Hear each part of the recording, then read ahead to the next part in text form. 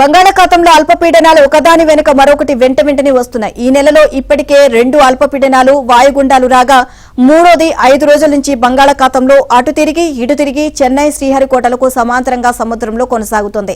దీని వెనుక 3-4 రోజుల్లో ఆగ్నేయ బంగాళాఖాతంలో మరో అల్పపీడనం ఏర్పడే అవకాశం ఉందని వాతావరణ శాఖ నిపుణులు అంచనా వేస్తున్నారు. ఆదివారం పశ్చిమ మధ్య బంగాళాఖాతంలో ఉన్న తీవ్ర అల్పపీడనం పశ్చిమ నైరుతి దిశగా పయనించి సోమవారం మధ్యాహ్నానికి నైరుతి బంగాళాఖాతంలో ప్రవేశించి దక్షిణ కోస్తాంధ్ర ఉత్తర తమిళనాడుకు సమీపంలో కొనసాగుతోంది. ఇది పశ్చిమ నైరుతి దిశగా పయనించి మంగళవారానికి ఉత్తర తమిళనాడు దక్షిణ కోస్తాంధ్ర తీరాలకు దగ్గరగా రానుంది అని వాతావరణ శాఖ అధికారులు తెలియజేశారు. ఇక దీని ప్రభావంతో సోమవారం కోస్తా రాయలసీమల్లో అక్కడక్కడ చిరుజల్లులు కురిశాయి. రానున్న 24 గంటల్లో దక్షిణ కోస్తా రాయలసీమల్లో పలుచోట్ల ఉత్తర కోస్తాలో అక్కడక్కడ వర్షాలు, తిరుపతి నెల్లూరు జిల్లాలో అక్కడక్కడ భారీ వర్షాలు కురుస్తాయని పేర్కొంది.